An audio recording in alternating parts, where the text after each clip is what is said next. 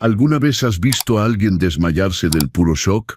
No hablo de esos desmayos dramáticos de telenovela que se repiten una y otra vez. Hablo de ese desmayo real donde las piernas simplemente ceden, los ojos se voltean, y el cuerpo se desploma como un costal de cemento sobre el piso de mármol. Eso fue exactamente lo que vi cuando mi hijo Miguel se desvaneció aquel miércoles 14 de mayo a las 2:37 de la tarde en el salón VIP del Banco BBVA de Polanco, Ciudad de México. Había entrado casi corriendo, con su esposa Fernanda colgada de su brazo como bolsa de diseñador, ambos vestidos como si fueran a una gala de los premios Ariel. Él con traje azul marino con la etiqueta del precio mal arrancada de la muñeca, ella con un vestido naranja chillante y tacones tan altos que parecía que iba a caerse en cualquier momento. Venían sonriendo, hablando fuerte, planeando en voz alta qué iban a hacer con los 300 millones de pesos de la lotería.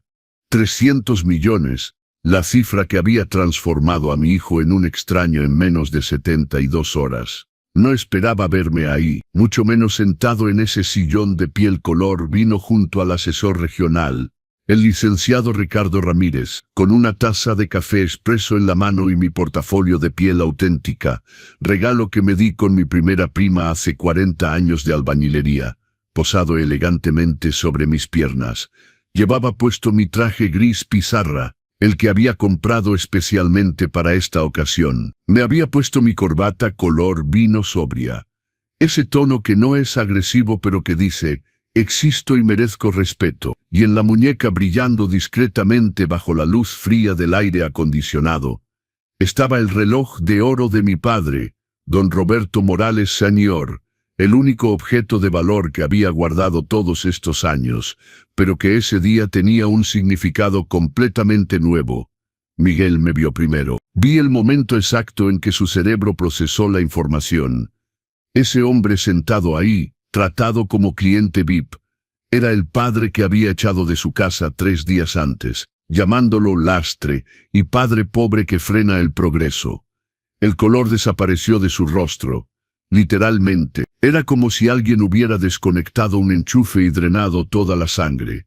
Su boca se abrió pero no salió ningún sonido.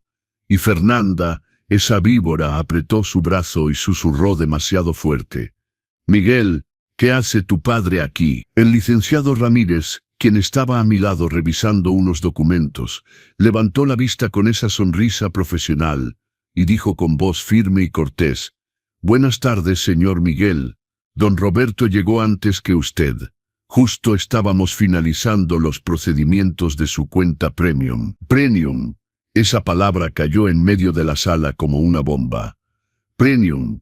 Fernanda repitió, su voz estridente subiendo 2 tonos. «¿De qué está hablando, Miguel?» Mi hijo no podía hablar, solo me miraba fijamente. Y yo podía ver en sus ojos, esos ojos color café, que se parecían a los de su madre. Una mezcla de confusión, miedo y algo que me tomó unos segundos identificar. Vergüenza. Fue el licenciado Ramírez quien continuó, siempre profesional, siempre correcto. Don Roberto se convirtió en cliente especial del banco esta semana. Estamos muy honrados de servirle. Es un hombre de carácter, su padre. Hizo una pausa.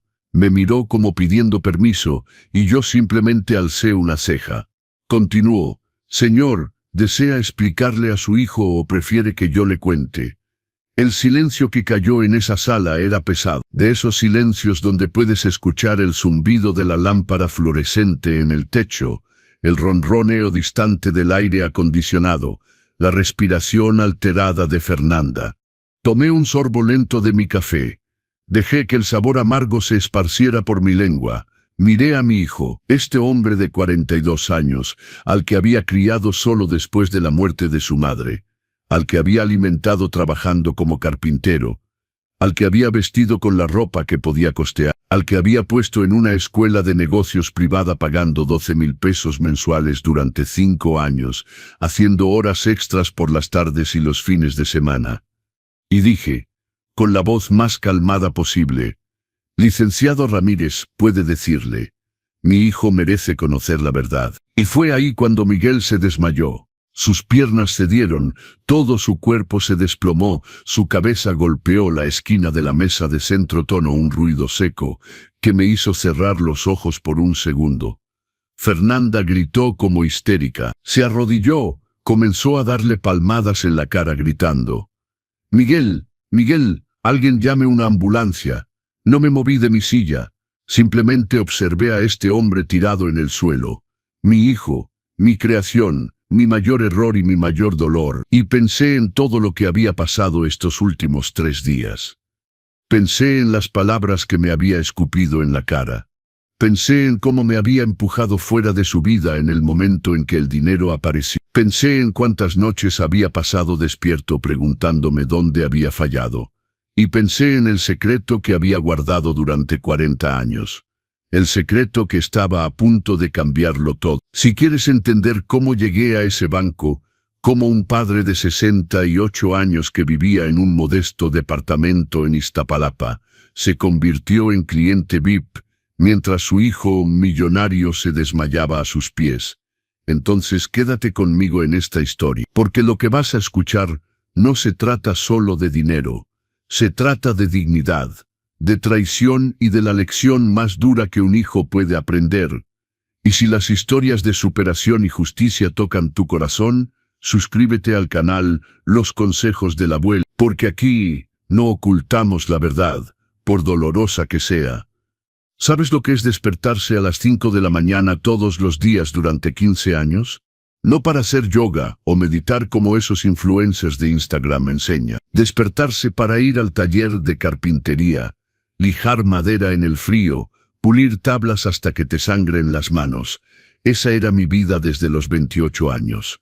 Me llamo Roberto Morales, tengo 68 años, y cuando tenía 28, mi mundo se derrumbó por primera vez. Elena, mi esposa, el amor de mi vida, la mujer que me hacía reír incluso cuando no podíamos pagar la renta, murió de cáncer fulminante. Era un viernes helado de enero. Yo estaba en el hospital con Miguel, que apenas tenía 4 meses. Recuerdo al doctor diciéndome que ya no había nada que hacer. Recuerdo el sonido de mi propia respiración en esa habitación de hospital. Recuerdo caer de rodillas en el pasillo y sentir un dolor en el pecho tan fuerte que pensé que moriría ahí mismo con ella. Pero no morí, porque había una vida que dependía de mí, y esa vida me necesitaba entero, no en pedazos. Elena era maestra de español en una secundaria de Nesa.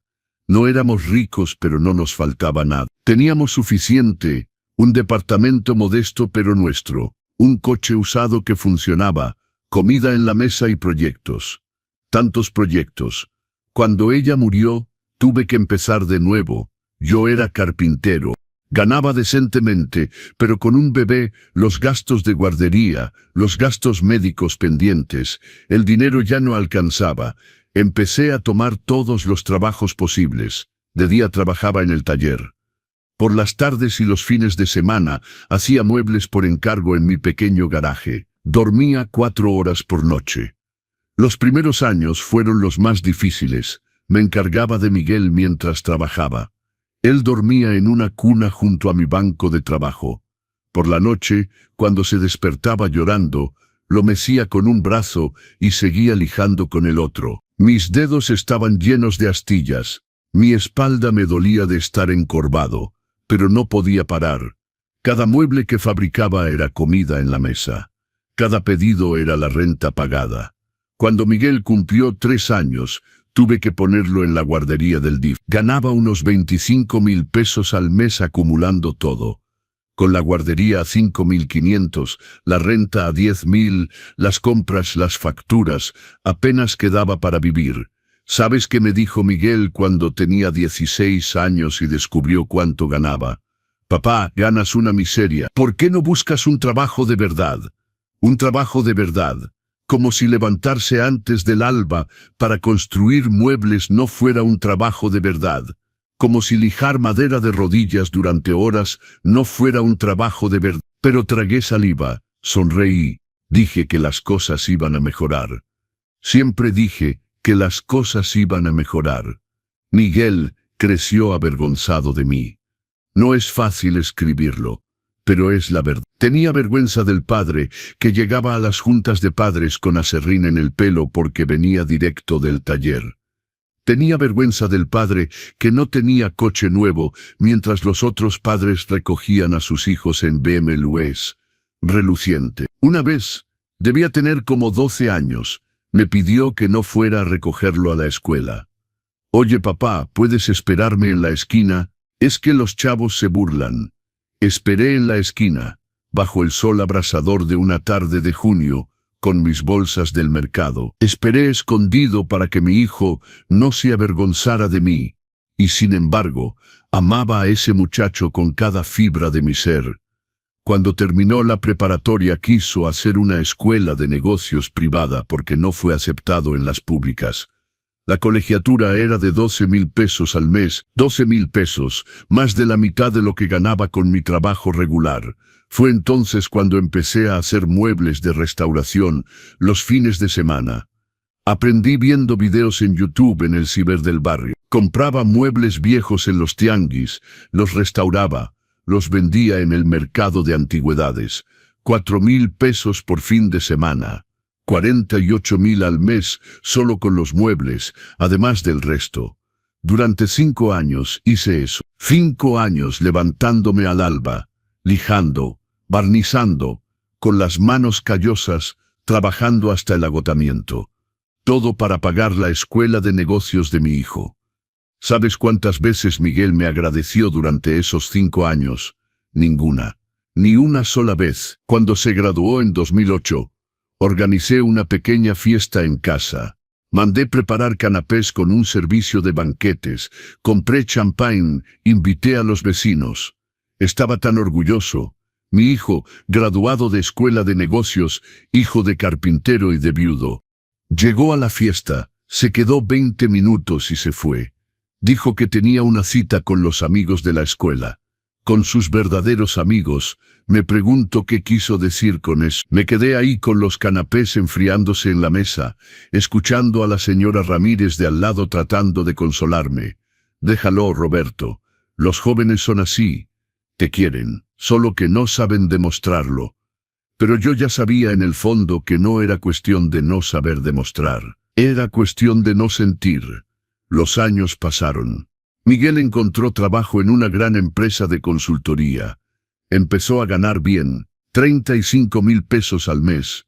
Rentó un departamento en La Condesa, un departamento pequeño pero en edificio con portero, alberca, esas cosas. Yo seguía en mi modesto 3 ambientes en Iztapalapa, con las paredes que necesitaban pintura y que yo refrescaba de vez en cuando con el dinero contado. Venía a verme quizá una vez al mes. A veces se saltaba meses. Siempre con prisa, siempre mirando su celular, siempre yéndose rápido. Nunca le pedí dinero. Nunca. Seguí haciendo mis muebles, mis restauraciones, porque tenía mi orgullo y porque en el fondo todavía esperaba que un día viniera a mi casa y dijera: papá, gracias por todo.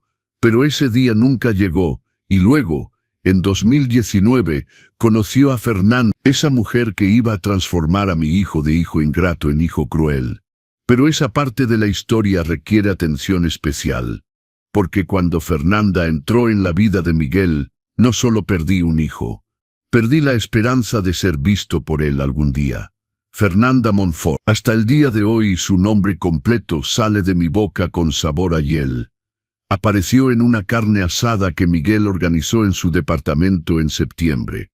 Me llamó, cosa rara, y dijo: papá, voy a hacer una carnita asada el sábado. Quiero que conozcas a alguien importante. ¿Alguien importante? Mi corazón dio un salto. Hacía tanto tiempo que no me incluía en nada de su vida, que pensé que finalmente las cosas iban a mejorar. Compré una camisa nueva en una tienda del centro. 1,200 pesos que dolieron en la cartera, pero que pagué con gusto. Hice 2 pais, uno de manzana y uno de pera. Tomé 2 peseros para llegar a la Condesa. Cuando toqué el timbre, tardaron como 5 minutos en abrir. Escuchaba risas adentro, música alta, ese ruido de gente que se está divirtiendo. Cuando la puerta finalmente se abrió, no fue Miguel quien respondió, fue ella, Fernanda tenía 39 años en ese entonces, pero parecía más joven. Cabello rubio, de esos rubios claramente salidos de un salón caro con mechas y reflejos cayendo sobre sus hombros. Piel bronceada artificialmente. Uñas largas rojas que parecían garras. Llevaba un conjunto blanco de lino, pantalón y blusa que probablemente costaba más de lo que yo ganaba en 2 meses. Y la sonrisa, esa sonrisa de alguien que muerde pero no mastica. «Usted debe ser el padre de Miguel», dijo. No era una pregunta, era una constatación. Y la forma en que lo dijo, el padre de Miguel, no don Roberto, dejaba claro que para ella yo no tenía nombre propio. Solo era una función. Sí, Roberto. Traje unos pais. Empecé a extender los platos. Miró los pais como si hubiera traído algo contaminado. ¡Qué lindo! Pai casero. La palabra casero salió con tanto desdén que lo sentí como una bofetada. Déjeme ver si queda espacio en la mesa. Encargamos pasteles de Pastelería Esperanza. Pastelería Esperanza. Insistió en la marca como si yo no supiera que Esperanza era cara. Como si tuviera que recordarme que tenía dinero para comprar donde yo nunca podría. Entré al departamento y lo que vi me apretó el pecho. Había como 15 personas ahí. Todas bien vestidas, todas con ese aire de gente que nunca ha tenido que luchar en la vida. Miguel estaba en el balcón con 3 hombres, todos en polo y bermuda de marca, cerveza importada en mano, riendo. Me vio e hizo una señal con la mano. Solo una señal. No vino a saludarme, no me presentó con nadie, no me incluyó en ninguna conversación. Me quedé ahí parado en la sala, sosteniendo mis platos de pay, sin saber dónde sentarme, sintiendo todas las miradas escanearme de pies a cabeza. Mi camisa nueva de 1,200 pesos de repente parecía un trapo al lado de toda esa ropa.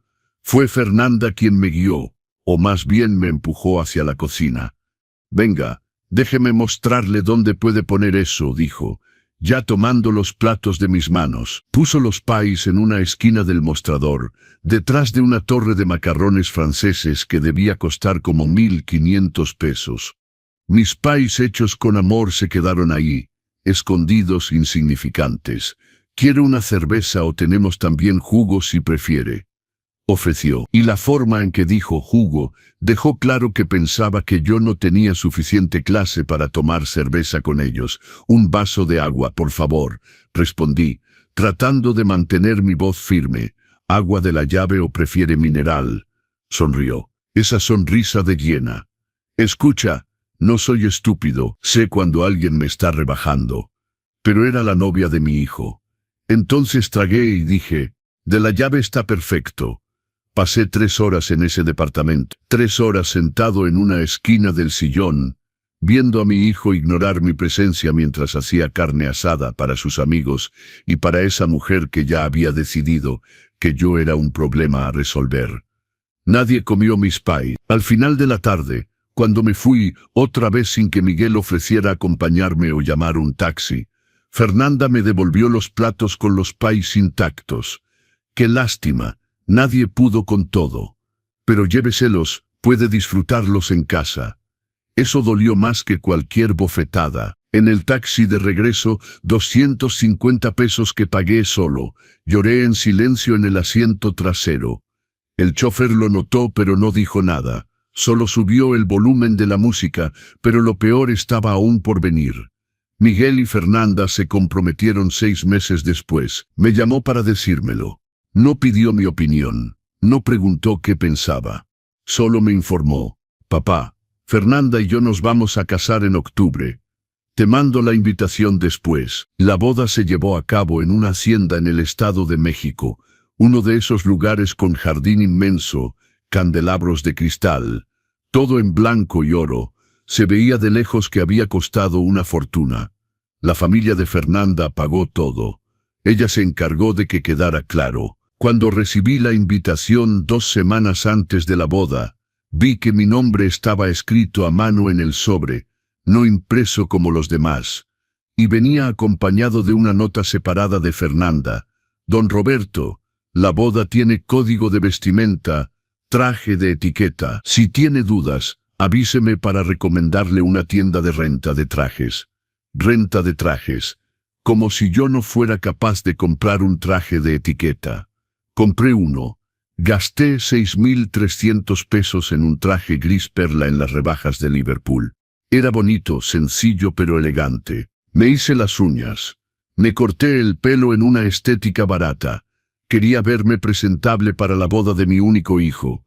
Llegué a la hacienda a las 4:30 de la tarde, media hora antes de la ceremonia. La entrada ya estaba llena de gente. Coches de lujo estacionados por todas partes, mujeres en tacones altos y vestidos carísimos, hombres en trajes italianos. Me sentí como un intruso. En la recepción, una chica sonriente con portapapeles preguntó mi nombre y revisó la lista. «Señor, usted está en la mesa 18», dijo, señalando hacia el fondo del salón. Mesa 18. Miré el plano de mesas que estaba exhibido ahí. La mesa 1 era la de los novios. Las mesas 2, 3 y 4 eran para la familia de ella. Las mesas 5 a 10 eran para los amigos cercanos. La mesa 18 estaba prácticamente en la cocina, literalmente junto a la puerta de servicio donde los meseros entraban y salían con las charolas. Sentí mis piernas temblar, pero respiré profundo y fui para allá. En la mesa 18 había otras 7 personas que nunca había visto en mi vida. Descubrí después que eran compañeros de trabajo de Miguel y sus parejas. Nadie de la familia, solo yo, el padre del novio, relegado al fondo del salón como un primo lejano que nadie quería tener cerca. La ceremonia fue hermosa, no puedo negarlo. Fernanda estaba radiante en un vestido que debía costar como 300.000 pesos. Miguel estaba elegante, feliz, sonriéndole a ella como si fuera la única persona en el mundo. Cuando pasó frente a la mesa 18 dirigiéndose al altar, nuestras miradas se cruzaron por un segundo, solo un segundo, y vi algo ahí que nunca olvidaré: indiferencia. Mi hijo me miró con la misma indiferencia con la que se mira a un mesero al que ni siquiera vas a llamar. Lloré durante toda la ceremonia, pero nadie lo notó porque nadie me estaba mirando. En la cena, la comida era maravillosa. Entrada de langosta, plato principal de filete con salsa de vino, postre de 3 chocolates. Pero cada bocado bajaba pesado por mi garganta, porque estaba tragando comida sazonada con humillación. Los novios hicieron el recorrido de las mesas para saludar a los invitados. Empezaron por la mesa 1, obviamente, luego 2, 3, 4, fueron mesa por mesa tomando fotos, platicando, riendo.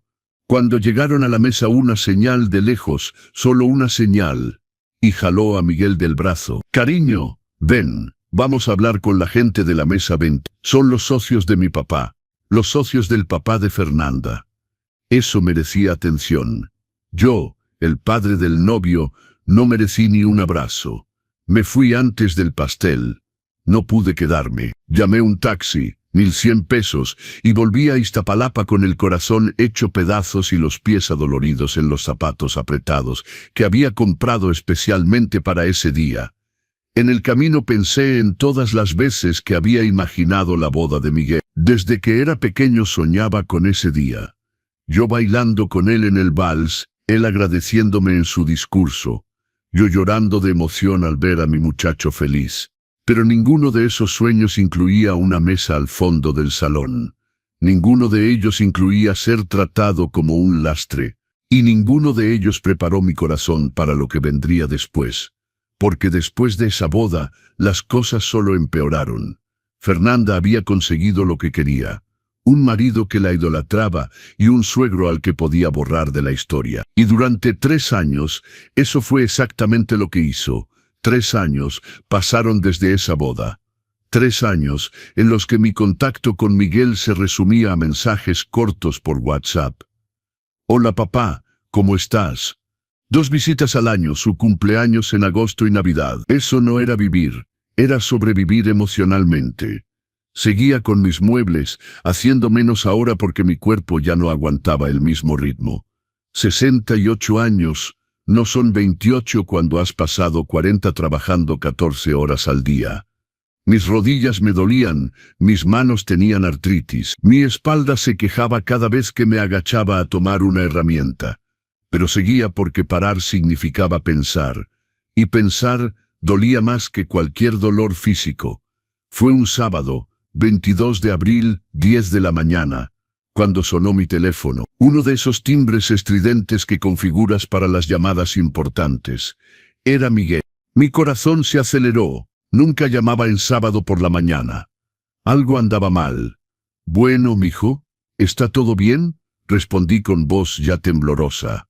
Papá, gané la lotería. Su voz era tan fuerte que tuve que alejar el teléfono de mi oreja. Del otro lado escuché a Fernanda gritar también, histérica de felicidad. Ruido de cosas cayendo, de vidrios chocando, esa euforia que solo el dinero grande provoca. Mijo, ¿qué ganaste? ¿Qué? Todavía no entendía. La lotería, papá. Los 6 números, 300 millones de pesos. El piso desapareció bajo mis pies. Me senté en la silla de la cocina, la mano temblando tanto que casi tiro la taza de café que estaba tomando. Dios mío, mijo, ¿estás seguro? ¿Ya verificaste? 3 veces, papá. Fernanda verificó. Yo verifiqué, llamamos a pronósticos y confirmaron. Es real, papá. Soy millonario. Somos millonarios. Ese somos millonarios. Ese somos millonarios. Me llenó de una esperanza estúpida. Pero en ese momento realmente creí que me estaba incluyendo. Que después de todos estos años de frialdad, el dinero iba a devolverme a mi hijo.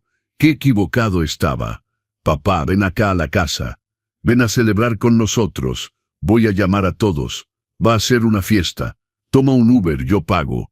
No, espera, te voy a mandar un Uber ahorita. Me mandó un Uber SUV, un lujo que nunca había conocido. Coche oliendo a nuevo, asientos de piel suave, chofer cortés llamándome don con respeto auténtico. En el camino lloraba y sonreía al mismo tiempo.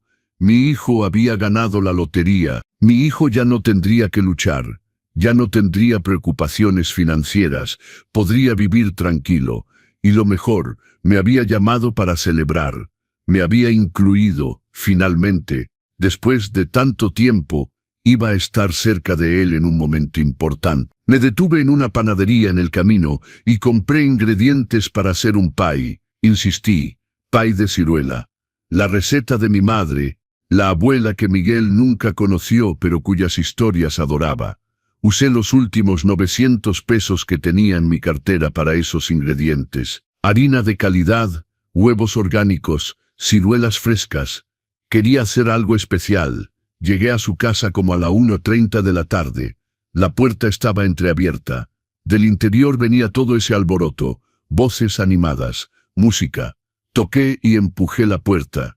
El departamento era diferente. Había gente que nunca había visto. Una mujer de unos 50 años, muy elegante, sentada en el sillón, con un maletín de piel en el regazo y una tablet en la mano. Un hombre de traje gris, lentes, aire serio, también con papeles desplegados sobre la mesa de centro. Y Fernanda en medio de la sala, hablando sin parar, gesticulando, los ojos brillantes de una manera que rozaba la locura. Entonces, vamos a invertir al menos la mitad en bonos, como 30% en bienes raíces, y el resto lo mantenemos líquido para... Se detuvo cuando me vio. La sonrisa se congeló. Ah, don Roberto llegó. Don Roberto, no suegro, no el papá de Miguel. Don Roberto, como si fuera el plomero que vino a reparar algo. Buenas tardes, Fernanda. Traje un pie para celebrar. Levanté el plato con ambas manos, orgulloso de mi trabajo. Miró el pie como si hubiera traído una rata muerta. ¡Ay, qué lindo! Tomó el plato de mis manos y lo puso en la barra de la cocina cercana, sin realmente mirarlo. Ya encargamos pasteles de Tu Chocolate.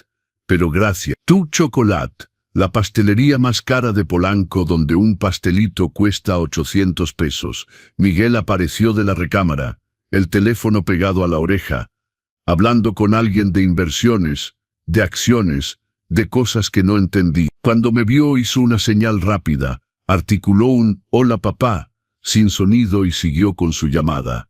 La mujer del sillón se levantó y se presentó. Licenciada Lucía Fabrea, asesora financiera. Fernanda me contrató para ayudar con la planificación patrimonial. Me extendió la mano de manera mecánica, ya volteando la cara hacia Fernanda, antes de que yo siquiera la estrechara correctamente. El hombre del traje, maestro Mauricio Rivera, abogado especializado en sucesiones y gestión de fortunas. Gestión de fortuna. 300 millones se habían convertido en una fortuna en cuestión de horas. Me senté en el sillón, o más bien me encajé en una esquina del sillón, porque la mesa de centro estaba repleta de papeles, gráficas, tablas impresas. Me quedé ahí, en silencio, viendo todo ese ir y venir mientras me volvía invisible. Fernanda hablaba sin parar. Necesitamos un coche nuevo. Este Tsuru ya no da el ancho. Estoy pensando en una Range Rover. ¿Qué opina? ¿Y la casa? Hay un desarrollo nuevo en Santa Fe. Casas de 80 millones, alberca privada, seguridad las 24 horas. Miguel había colgado y se unió a ella, ambos sentados en el piso, rodeados de fotos de propiedades de lujo impresas del sitio de la inmobiliaria. Esta está increíble, mi amor. 5 recámaras, asador de alta gama, área de spa completa, señaló con entusiasmo. Asador de alta gama. Mi hijo que había comido toda su vida en mi pequeño asador de ladrillo en el patio. Me quedé ahí 2 horas. 2 horas escuchando planes millonarios, oyendo a Fernanda soñar en voz alta con viajes a las Maldivas, a Dubái, a Japón. 2 horas viendo a mi hijo transformarse en alguien que no reconocía. Hasta que yo, inocente, estúpido, demasiado lleno de esperanza, abrí la boca. Mijo, mi voz salió baja, casi tímida. ¿No vas a ayudar al señor Valentín del taller, te acuerdas? Te llevaba a la escuela todos los días durante 2 años. Nunca pidió nada. El silencio que cayó en la habitación era pesado. Miguel me miró con una expresión que nunca había visto. Irritación. Pura irritación. Papá, por favor, no empieces. ¿No empiece qué, mijo? Yo solo... El señor Valentín me llevaba porque iba en la misma dirección. No fue un favor, y yo siempre le llenaba el tanque. No fue gratis. Mentira, mentira descarada. El señor Valentín hacía un desvío de 3 kilómetros todos los días para recoger a Miguel. Y Miguel nunca pagó la gasolina. Pero no iba a discutir delante de esta gente. Está bien, mijo. Perdón. Fernanda puso los ojos en blanco de manera tan exagerada que hasta el abogado lo vio. Miguel, cariño, concentrémonos, tenemos mucho que decidir hoy. Volvió su atención a las tablas. Fue en ese momento cuando debí haberme ido. Tomar mis cosas, mi pay que nadie iba a comer, y volver a casa con el resto de dignidad que me quedaba.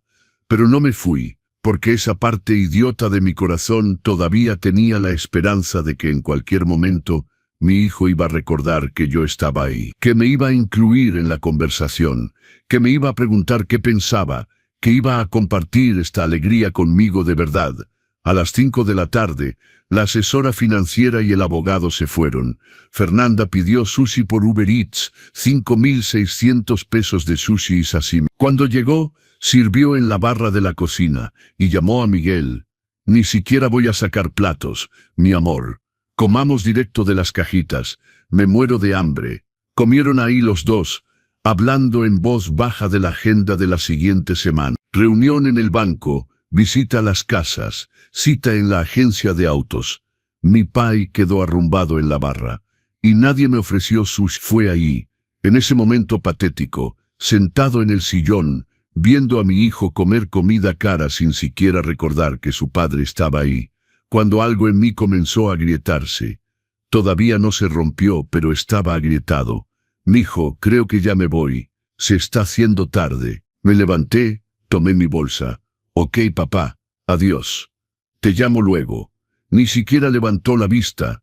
Estaba en su celular viendo algo, riéndose de alguna tontería.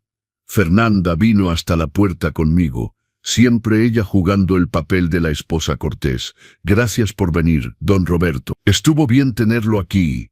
Una mentira tan evidente que dolió, Bajé por las escaleras. No quería esperar el elevador porque estaba a punto de llorar y no le iba a dar el gusto de verme débil. En el lobby me senté en una banca del área común y lloré en silencio, secándome las lágrimas con el dorso de la mano, tratando de no hacer ruido. Un Uber normal para volver. 350 pesos compartidos con otras 2 personas. Yo que había llegado en Uber SUV, regalo del hijo millonario. El Pai se quedó allá. Lo olvidé. O tal vez no lo olvidé.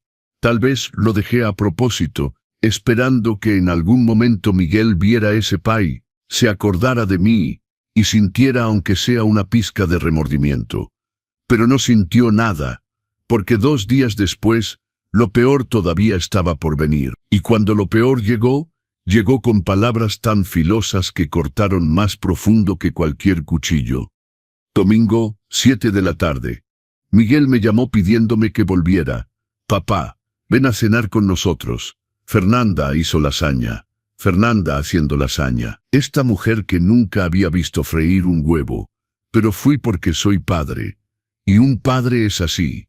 Incluso después de haber sido olvidado en el sillón, incluso después de ver su propio pai ignorado, uno va cuando lo llaman. Uno todavía cree que esta vez va a ser diferente. Tomé el metro, 2 transbordos, 1 hora y 10 minutos de trayecto. Pude haber pedido un Uber, pero mis 900 pesos del pai todavía dolían en el presupuesto. Llegué a las 8:30. La puerta estaba cerrada con llave esta vez. Toqué y esperé. Tardaron. Escuché pasos arrastrándose, alguien quejándose. ¿Quién es a esta hora? Finalmente Miguel abrió. Estaba en short y playera vieja, el pelo revuelto, aspecto de alguien que había dormido toda la tarde. En sus ojos esa mirada un poco desorientada de alguien que todavía está dándose cuenta de que su vida cambió de la noche a la mañana. Hola papá. Pásale. Ni un abrazo ni un qué bueno que viniste. Solo un pásale monosilábico. Y ya estaba dándome la espalda, volviendo al sillón donde estaba viendo algo en la tele. Fernanda estaba en la cocina. Cuando entré vi que no había lasaña en absoluto. Había empaques de comida a domicilio regados en la barra. Comida libanesa. Falafel, hummus tabulé. Don Roberto. Sí, cambié de opinión sobre la lasaña. Me pareció muy complicado. Pedí comida. Ni siquiera me miró al hablar, ocupada viendo su celular. Demasiado complicado hacer lasaña el día que acabas de ganar 300 millones de pesos. Lógico, no hay problema. Puedo comer cualquier cosa. Respondí manteniendo un tono neutral. La cena fue extraña, silenciosa. Miguel comía viendo su celular. Fernanda comía viendo su celular. Yo comía viendo mi plato, tratando de no dejar que la incomodidad me ahogara con los falafeles. Fue cuando terminamos que empezó. Había traído una bolsita con algunas frutas que compré en el tianguis de Iztapalapa. Naranjas, plátanos, manzanas, cosas sencillas. Las puse en su refrigerador que estaba casi vacío. Por cierto, les traje unas frutas. Las compré en el tianguis, se veían buenas. Fernanda abrió el refrigerador, vio las frutas y soltó una risita. Ese tipo de risa que no tiene humor, solo veneno. ¡Ay, qué lindo! Fruta del tianguis. Tomó una naranja, la examinó como si fuera un objeto extraño. Miguel, cariño, vamos a empezar a comprar en la europea ahora. Fruta orgánica, ¿sabes? De las que vienen en cajitas de madera. Fruta en cajitas de madera. 300 pesos el kilo de naranjas mientras hay gente muriéndose de hambre en el mundo. Pero seguí tragando. Mijo, empecé, mi voz saliendo más débil de lo que quería. Mi refrigerador se descompuso la semana pasada. El técnico dijo que no tiene reparación. Hay que cambiarlo. Cuesta como 7,000 pesos uno nuevo.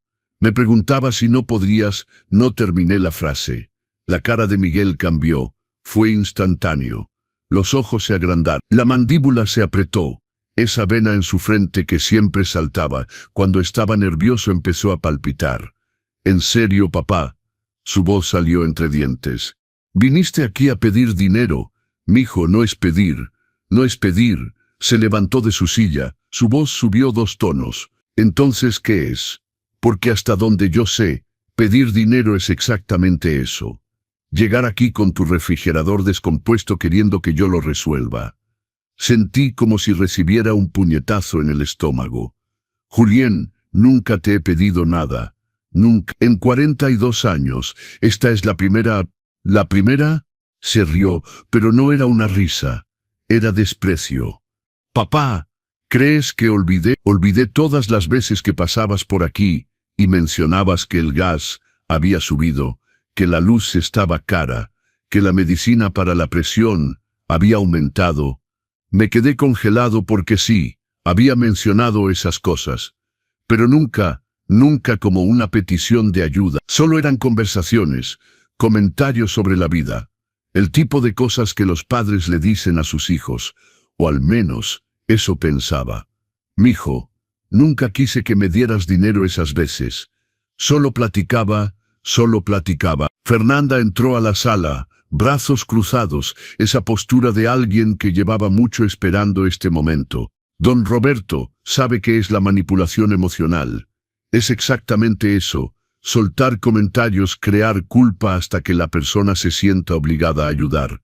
Manipulación emocional. Acababa de acusarme de manipulación emocional. Fernanda, yo traté de hablar pero mi voz falló. Miguel, tenemos que hablar de esto. Se volvió hacia él, la mano en su hombro. Ese gesto de posesión. Tu dinero va a atraer a mucha gente de afuera, mucha gente de adentro de la familia.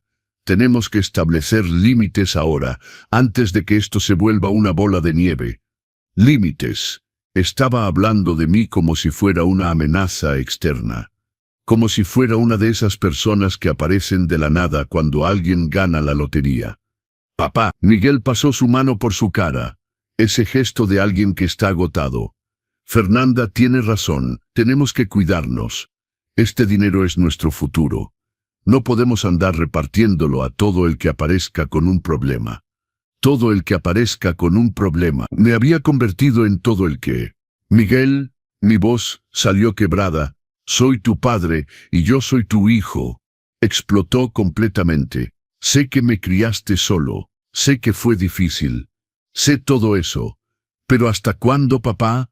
¿Hasta cuándo voy a tener que cargar con esta deuda? ¿Hasta cuándo voy a tener que sentirme culpable por querer tener una buena vida? Cada palabra era una puñalada. Nunca te he reclamado nada, murmuré. No has reclamado. Tu existencia es un reclamo. Cada vez que te veo en esa casa que se está cayendo, cada vez que llegas aquí con tu ropa sencilla, tus payesitos caseros, es un reclamo silencioso. Es un recordatorio de que yo tengo lo que tú no tienes. Sentí mis piernas debilitarse. Me apoyé contra la pared porque estaba seguro de que me iba a caer. Mijo, era todo lo que podía decir. Miguel, cálmate. Fernanda puso su mano en su pecho, jugando ese teatrito de esposa preocupada. Pero en sus ojos vi otra cosa, satisfacción. Le gustaba esto. Cariño, tu papá tiene que entender. Vamos a tener muchas reuniones importantes esta semana. Con banqueros, inversionistas, gente seria. Tenemos que concentrarnos. No podemos pasarnos el tiempo resolviendo problemas familiares. Problemas familiares. Yo era un problema familiar. Fue en ese momento que pasó. Tenía en mi mano una taza de porcelana blanca con un filo dorado. Una taza que mi madre me había dado cuando me casé con Elena. Una de las pocas cosas que había guardado todos estos años, y que tontamente había traído para tomar café ahí mientras cenaban. Mis manos temblaban tanto que la taza se resbaló. Cayó al piso de cerámica, explotó en 1000 pedazos, el ruido resonó en la habitación como un disparo. Fernanda saltó de manera dramática, la mano en el pecho. Dios mío, mira, quebró nuestra vajilla. Miguel. Es de la colección que nos regalaron en la boda. No, no lo era. Esa taza era mía. Pero mintió descaradamente y Miguel no me defendió. Perdón, me arrodillé para recoger los pedazos, las manos temblorosas, las lágrimas empezando a nublar mi visión. Déjalo, papá. La señora de la limpieza lo recoge mañana. Miguel habló con tal frialdad que los pedazos de la taza parecieron menos filosos que esas palabras. Me levanté, miré a mi hijo. Realmente lo miré. Y vi a un extraño. Miguel, mi voz era firme ahora. Firme y helada. Dime una cosa. Cuando ganaste este dinero, ¿cuál fue tu primer sentimiento? ¿La felicidad o el alivio de ya no necesitarme? El silencio fue absoluto. No respondió. Y la ausencia de respuesta fue respuesta suficiente.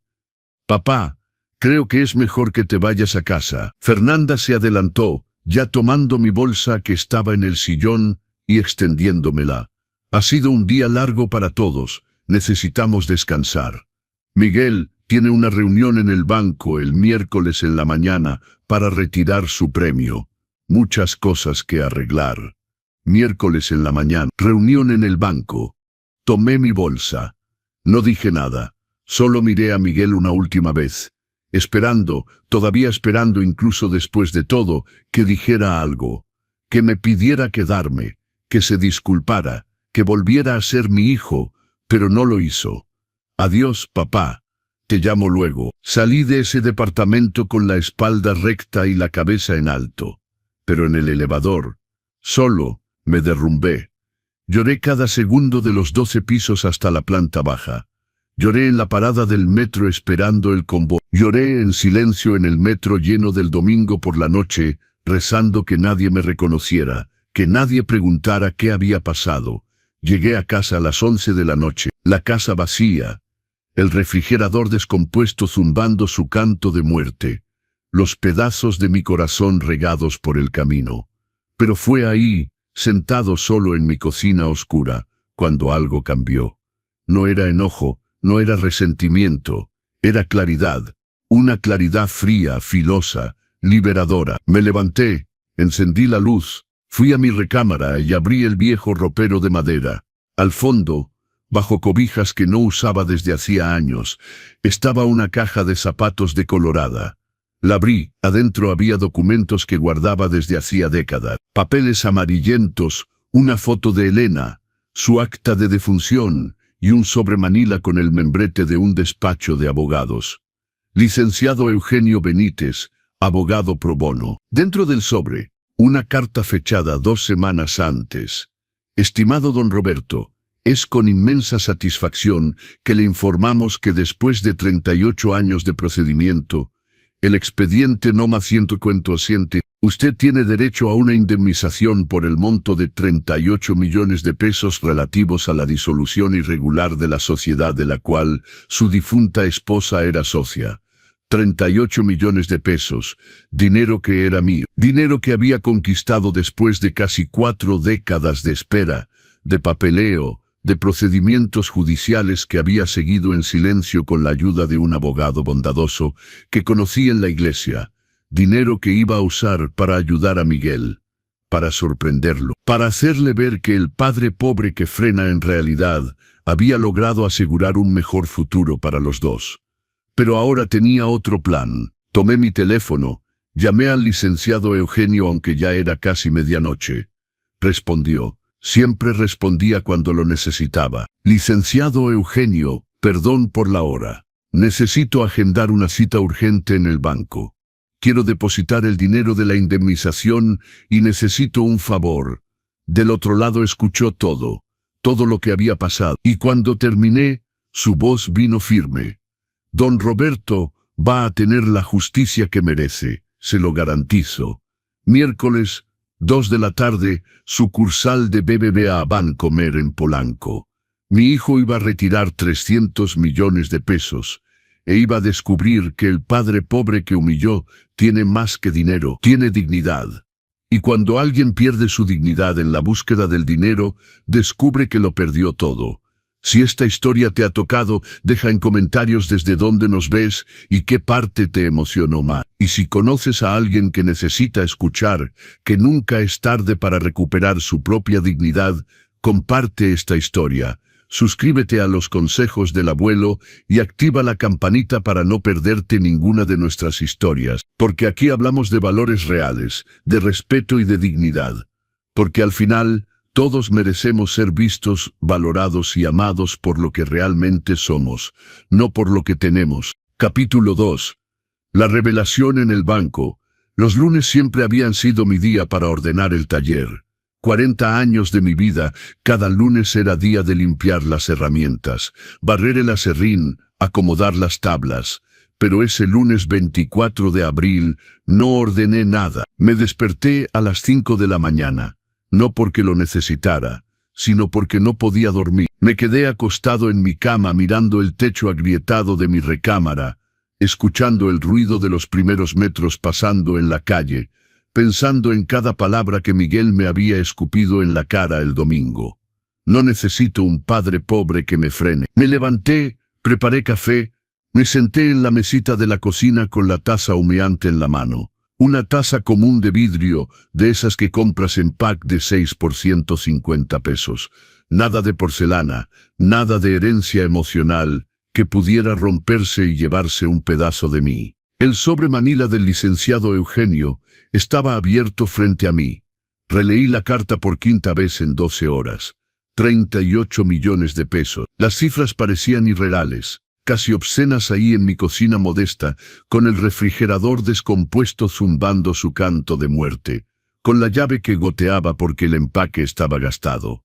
Tomé el teléfono, marqué el número. Licenciado Eugenio, buenos días. Perdón por molestar tan temprano. Su voz vino calmada, siempre calmada. Don Roberto, usted nunca molesta. ¿Pudo dormir? No mucho. Tomé un sorbo de café. Necesito una cita en el banco hoy. ¿Puede ser hoy? Déjeme ver. Lo escuché teclear del otro lado. Puedo arreglar para las 3 de la tarde en BBVA Bancomer de Polanco.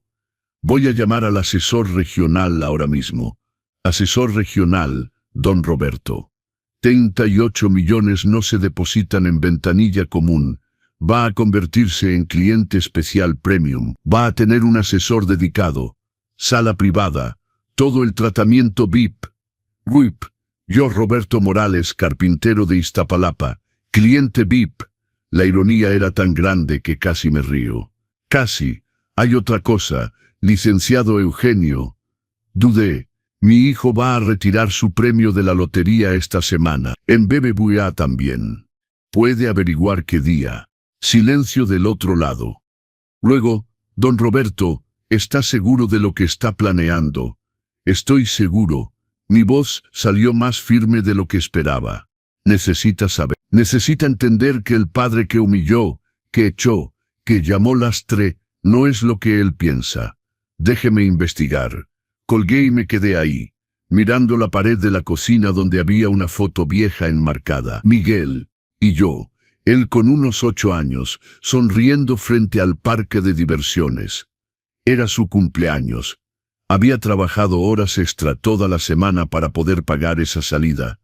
La entrada al parque, los dulces, un carrito de control remoto barato que tanto quería. En esa foto me miraba como si yo fuera el hombre más importante del mundo. ¿Cuándo cambió eso? ¿Cuándo dejé de ser padre para convertirme en un problema? Me levanté, descolgué la foto de la pared, la guardé en el cajón de la cocina, sin enojo, solo con desapego. Ese muchacho de la foto ya no existía. Tenía 3 opciones: el traje gris perla que usé en la boda, un pantalón negro con camisa blanca que usaba para ir a la iglesia, o el traje gris pizarra que había comprado hace 6 meses en rebaja, y nunca había usado porque lo guardaba para una ocasión especial. Elegí el traje pizarra. Me preparé con calma. Me puse mi corbata color vino sobria, la que da un aire de seriedad sin parecer exagerada. Me peiné el cabello gris hacia atrás. Me puse mis zapatos de piel que había comprado de segunda mano pero que solo usaba en bodas y cumpleaños. Y tomé el reloj de oro de mi padre, Roberto Señor. Mis dedos temblaron cuando abrí la cajita de terciopelo donde estaba guardado. Hacía años que no lo usaba. Tenía miedo de perderlo, de romperlo, de que me lo robaran en el metro. Pero ese día lo necesitaba conmigo. Necesitaba sentir su peso en mi muñeca, como si mi padre estuviera ahí diciéndome: «Adelante, Roberto, te lo mereces». Me lo puse en la muñeca izquierda.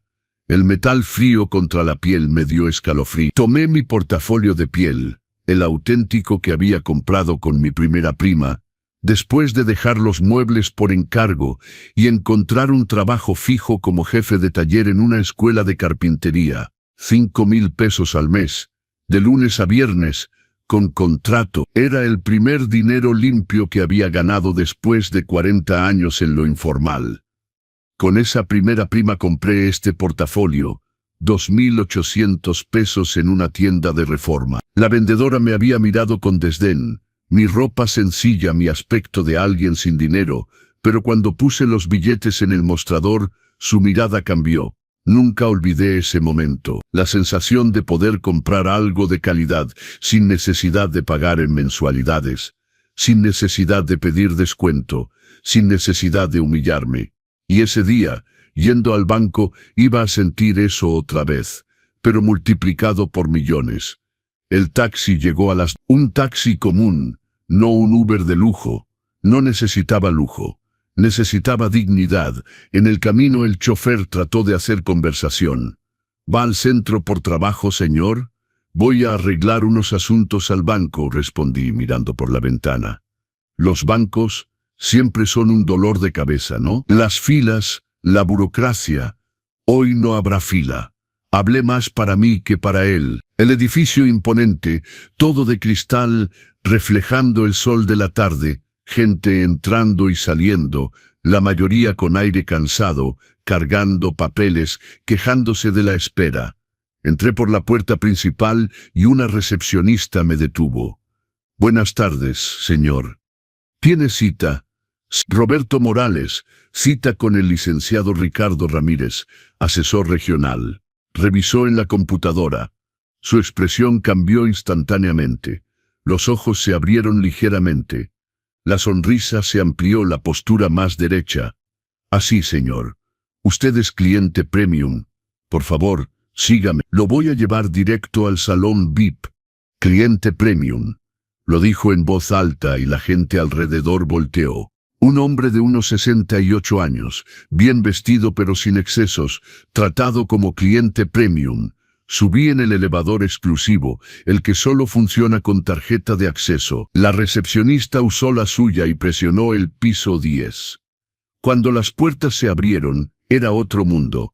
Alfombra silenciosa, aire acondicionado a temperatura perfecta, sillones de piel, cuadros en las paredes y el silencio. Ese silencio de dinero grande donde los problemas se resuelven en voz baja y con discreción.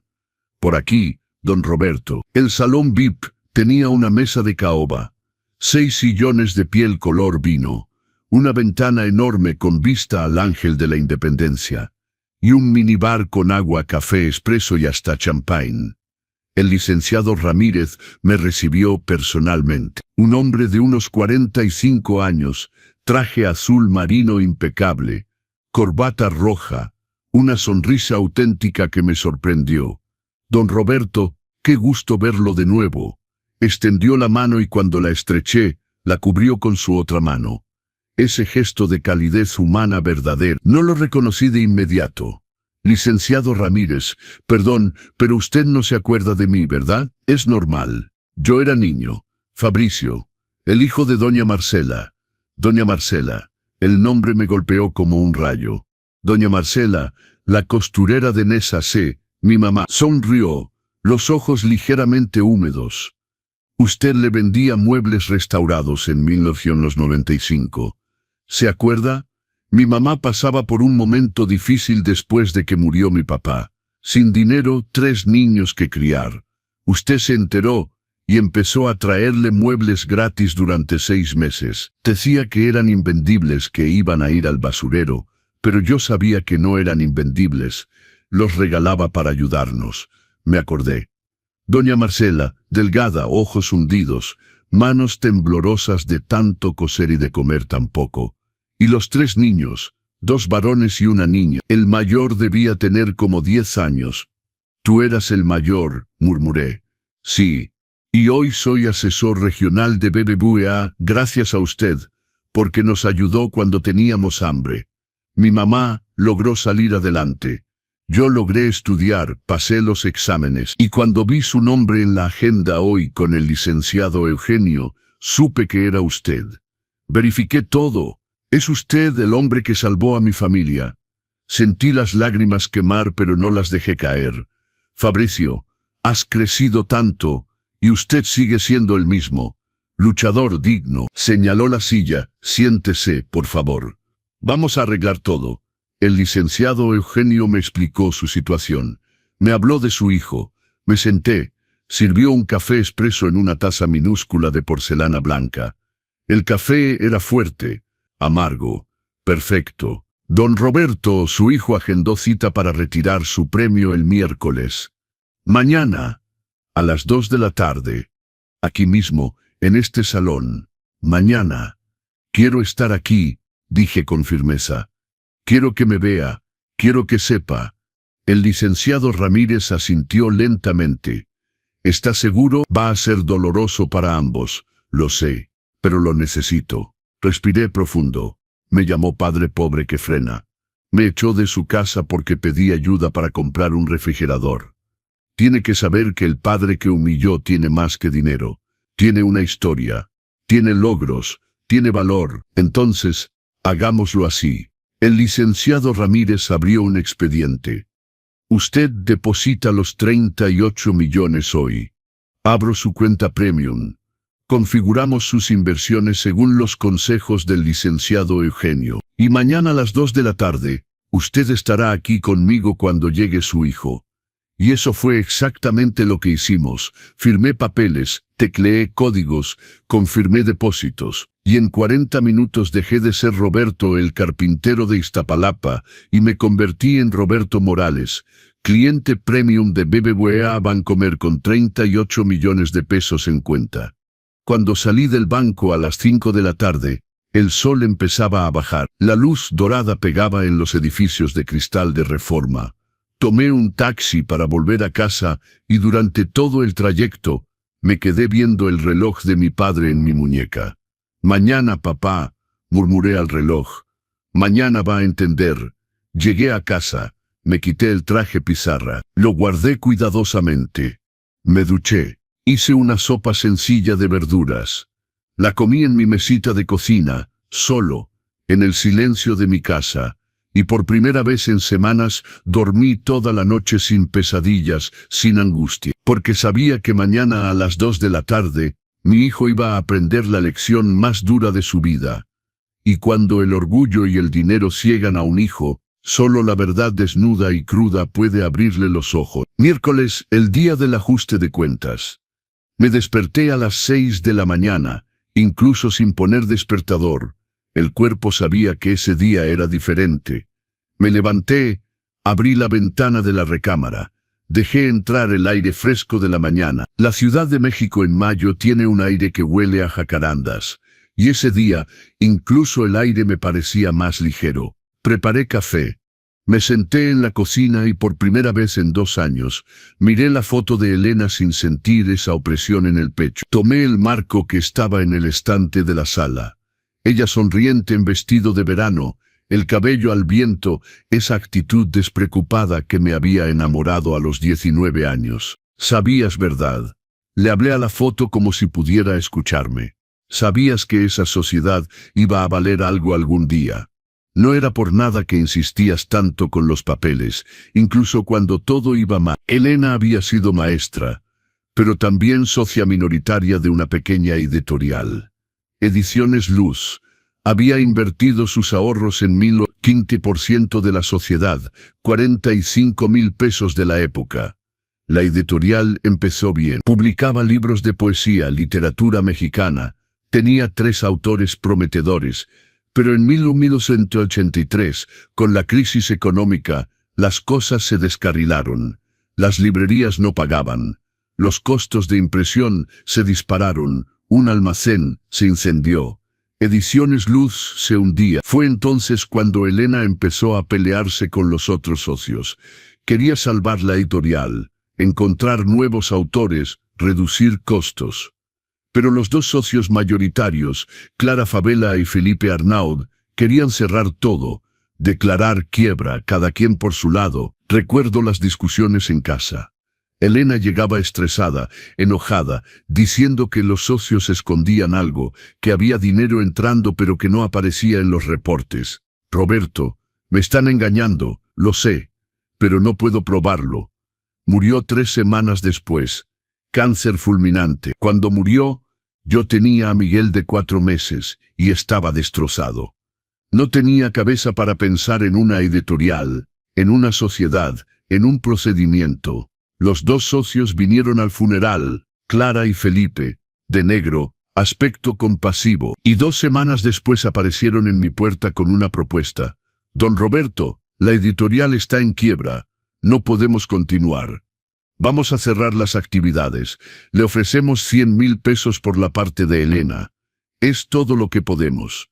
100,000 pesos, en ese entonces parecía dinero. Yo no tenía nada, necesitaba algo para empezar de nuevo. Firmé, tomé el dinero y traté de seguir con mi vida. Y Ediciones Luz cerró sus puertas en mayo de 2000. O al menos eso dijeron, porque en 1993, 10 años después, estaba viendo las noticias y casi me caigo de la silla. El reportaje hablaba de una editorial que acababa de firmar un contrato millonario con una gran cadena de distribución para publicar una nueva colección de clásicos mexicanos. El nombre de la editorial, Ediciones Luz, S.A. de CUB, la misma editorial, excepto que ahora no estaba en quiebra. Era gigante. Catálogo de 500 títulos, oficinas en 3 países, contratos con grandes autores mexicanos e internacionales. Mi sangre se heló. Llamé al número que aparecía en el sitio de la editorial. Hablé con una secretaria. Pregunté por los socios. Confirmó, Clara Favela y Felipe Arnaud. Los mismos. Esta gente me había mentido. Habían dicho que la editorial estaba en quiebra. Me pagaron migajas por la parte de Elena y luego lo reconstruyeron todos solos. Se habían quedado con todo. No sabía qué hacer. No tenía dinero para un abogado. No tenía conocimiento jurídico. Solo era un viudo con un hijo adolescente trabajando 14 horas al día para sobrevivir. Guardé esa información en mi pecho como una astilla de vidrio. Dolía pero no sabía cómo sacarlo. Hasta estaba en la iglesia bautista de Iztapalapa un domingo por la mañana. El pastor había invitado a un abogado para dar una conferencia sobre derechos laborales para la comunidad. El hombre tenía unos 50 años, cabello canoso, lentes delgados, una manera calmada de hablar que inspiraba confianza. Al final de la conferencia dijo, si alguien aquí tiene una pregunta legal, pueden verme. Hago algunos trabajos pro bono para quienes no pueden pagar. Me quedé. Cuando todos se fueron, me acerqué a él con las piernas temblando de nervios. Licenciado, me llamo Roberto. Quisiera un consejo sobre una sociedad de la cual mi difunta esposa era socia. Creo que me engañaron. El licenciado Eugenio Benítez me escuchó durante 1 hora. Anotó todo, pidió los documentos que tenía. El acta de defunción de Elena, el contrato de la sociedad, el recibo de los 100,000 pesos que recibí. 3 semanas después me llamó a su oficina. Un lugar pequeño, sencillo, pero organizado. Don Roberto, lo robaron. Legalmente robado, pero robado. Esos socios aprovecharon su vulnerabilidad, le pagaron una miseria y se quedaron con todo. Voy a iniciar un procedimiento, pero tiene que entender que puede tomar años, décadas incluso. Y no hay garantía de que ganemos. Entiendo, pero tengo que intentarlo. Por Elena, por mí, por mi hijo. Entonces vamos. Y fue exactamente eso. Una lucha de 2003 a 2020. Pretendieron que la editorial realmente quebró en 1983 y que la que existe hoy es otra, fundada en 1985, pero el licenciado Eugenio probó que era la misma. Misma razón social, mismos socios, continuidad fiscal. Probó que Clara y Felipe habían escondido contratos, desviado dinero, simulado la quiebra. Que sabían que la editorial tenía potencial pero querían quedarse con todo. Entonces empujaron a la socia minoritaria, Elena, ofreciendo migajas al viudo vulnerable. En 2018 ganamos en primera instancia. Apelaron en 2020, ganamos en apelación. Apelaron de nuevo. En 2022, la Suprema Corte dio un fallo definitivo a mi favor. Tenía derecho a una indemnización equivalente al 15% que Elena tenía en la sociedad, calculado desde 1983, con corrección monetaria, intereses todo, 38 millones de pesos. El dinero cayó en mi cuenta en abril de 2023, 2 semanas antes de que Miguel ganara la lotería, y no le dije. ¿Sabes por qué? Porque quería que fuera una sorpresa. Quería llegar con mi hijo y decir, mijo, lo logramos. Después de 40 años conseguimos justicia para tu mamá. Este dinero es nuestro. Lo vamos a usar para tener una vida mejor juntos. Tenía planes. Quería ayudarlo a invertir mejor. Quería viajar con él. Quería finalmente tener esa relación padre-hijo que nunca habíamos tenido. Pensé que el dinero nos iba a acercar. Pero entonces vino la lotería. 300 millones. Y mi hijo mostró quién era realmente. Mostró que nunca había sido cuestión de tener o no tener dinero. Era cuestión de carácter, o de su ausencia. Ese miércoles por la mañana a las 10 llamé al licenciado Eugenio. Estoy listo, le dije.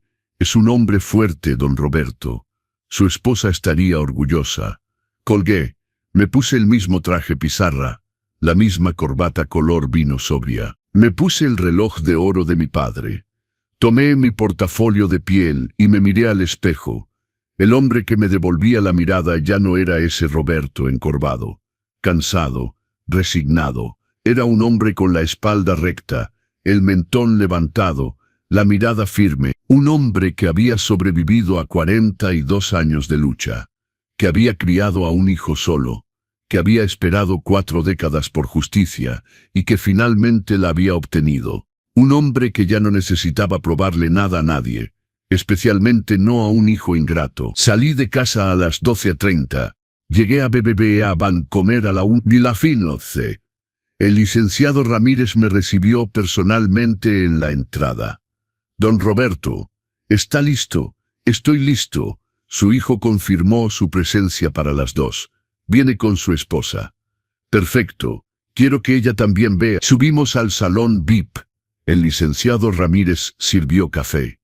Hablamos de cosas ligeras. Me contó de su mamá, doña Marcela, que ahora tenía su propio taller de costura y vivía bien. El teléfono de recepción sonó. Licenciado Ramírez, el señor Miguel Morales llegó. Mi corazón se aceleró, pero mantuve una expresión calmada. Hágalo subir. Escuché el elevador. Escuché pasos apresurados en el pasillo. Escuché la voz de Fernanda, fuerte, emocionada. Cariño, 300 millones en efectivo.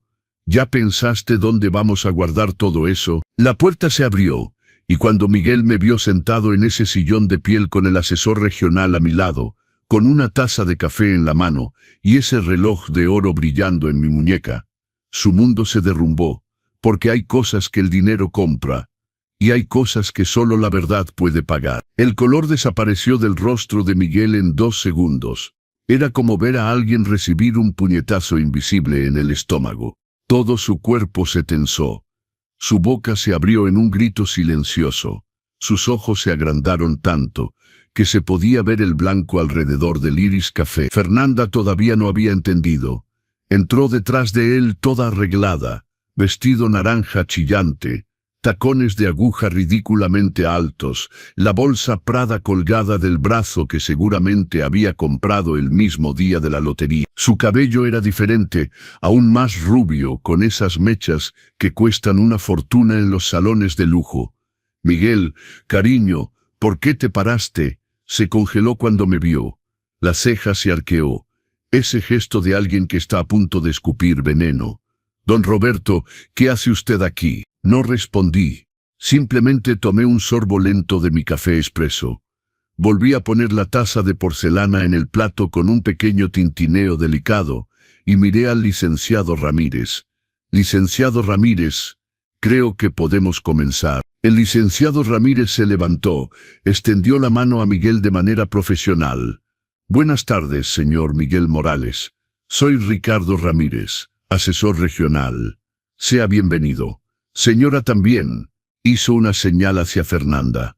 Por favor, tomen asiento. Voy a necesitar algunos documentos antes de liberar el premio. Miguel no se movió. Seguía mirándome fijamente como si fuera una aparición, un fantasma, algo imposible de estar ahí. Papá, su voz salió ronca. ¿Qué? ¿Cómo? ¿Por qué estás aquí? Fernanda rompió el silencio, ya recuperada del shock inicial, ya de vuelta en modo ataque.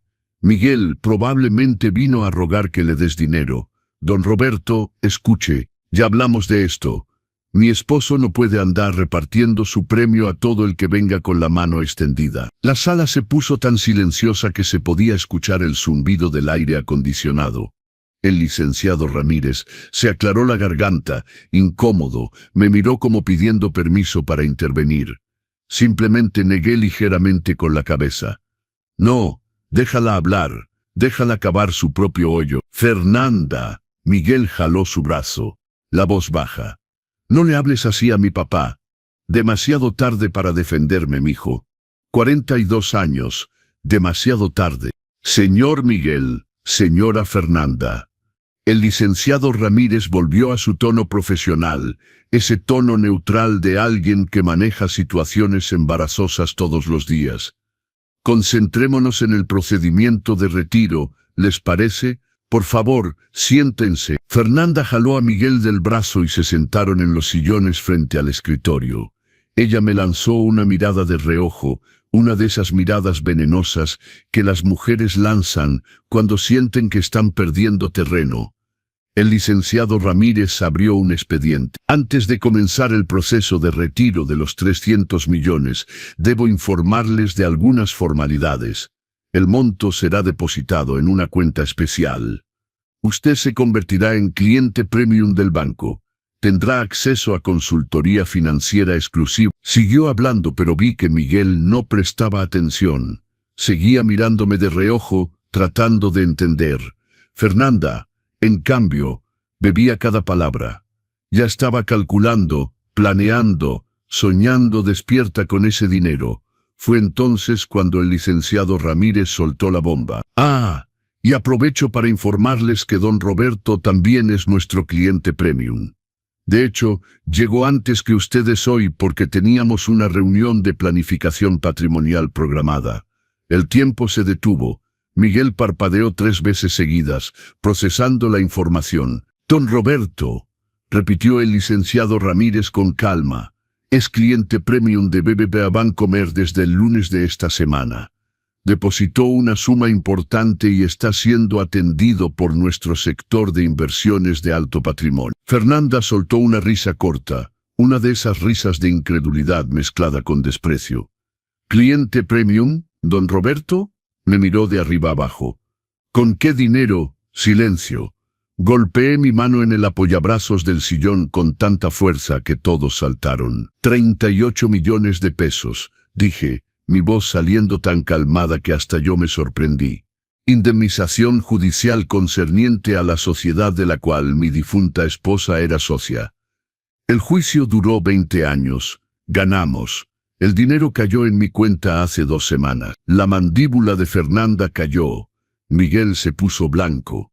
No ese blanco de sorpresa, ese blanco de alguien que acaba de entender que cometió el mayor error de su vida. Papá, trató de hablar pero su voz falló. 2 semanas antes de tu lotería, Miguel. Continué implacable. Recibí esta noticia y estaba tan feliz, porque finalmente podría ayudarte. Finalmente podría venir con mi hijo y decir, lo logramos. Después de 40 años de lucha, lo logramos.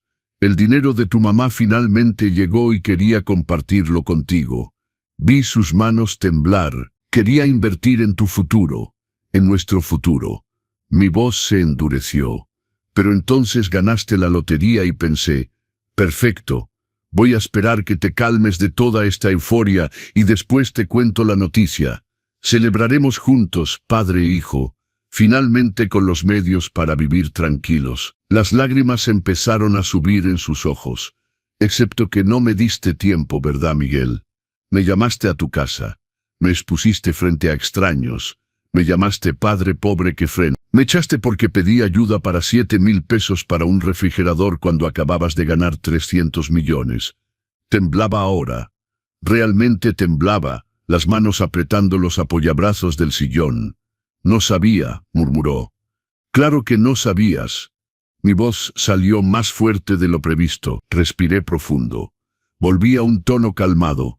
No sabías porque nunca te interesaste. Nunca preguntaste cómo estaba. Nunca quisiste saber qué pasaba en mi vida. Para ti siempre fui solo el padre, esa obligación que cargabas, esa piedra en el zapato que te recordaba de dónde venía. Fernanda trató de intervenir, su voz saliendo estridente. Don Roberto, está exagerando. Miguel siempre que... Volteé la cabeza hacia ella tan rápido que dio un saltito en su silla. Siempre me amó, siempre me respetó, siempre me trató con dignidad. Dime, Fernanda, ¿en cuál de tus fiestas fui tratado como el padre de tu esposo? ¿En la boda cuando me pusieron en la mesa 18 cerca de la cocina? ¿O en la carnita asada cuando dijiste que mi pai casero era lindo con ese tono de desprecio? Se puso roja. Abrió la boca para responder, pero no salió ningún sonido. El licenciado Ramírez se aclaró la garganta de nuevo. Tal vez sería mejor que los deje un momento para que la familia platique. No hace falta, licenciado Ramírez. Me levanté del sillón, tomé mi portafolio. Ya terminé mi reunión. Los documentos para mi viaje por Latinoamérica están listos, ¿verdad? Sí, don Roberto. 6 meses boleto en primera clase, hoteles reservados, todo según sus deseos. Perfecto. Latinoamérica. Primera clase. 6 meses. Vi el shock multiplicarse en el rostro de Miguel. Se levantó de un salto, casi tumbando el sillón. Papá, espera, tengo que hablarte. No, Miguel, no tienes que. Lo miré por última vez ese día. Tienes que retirar tus 300 millones, comprar tu Porsche, tu casa de 80 millones, viajar a Dubái, hacer todo lo que planeaste mientras yo estaba sentado en el sillón, invisible e insignificante. Papá, por favor.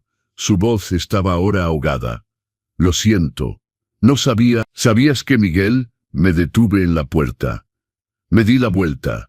Si hubiera sabido que tenía dinero, entonces sí habría merecido respeto.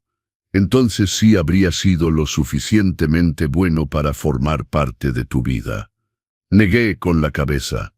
Eso solo prueba mi punto. Lo que perdiste no fue un padre pobre. Perdiste a un padre que te amaba incondicionalmente.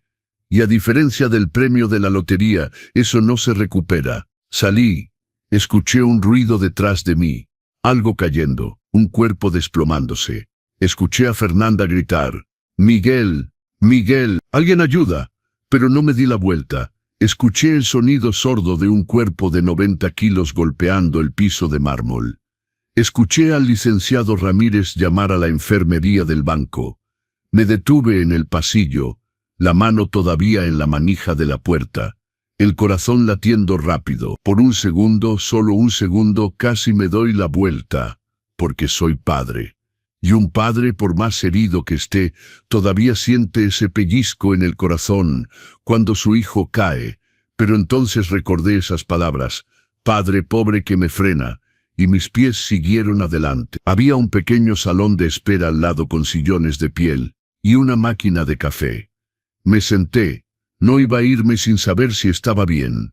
No soy inhumano, pero tampoco iba a correr como el perro que recibe golpes y vuelve de todas formas. 5 minutos después apareció el licenciado Ramírez.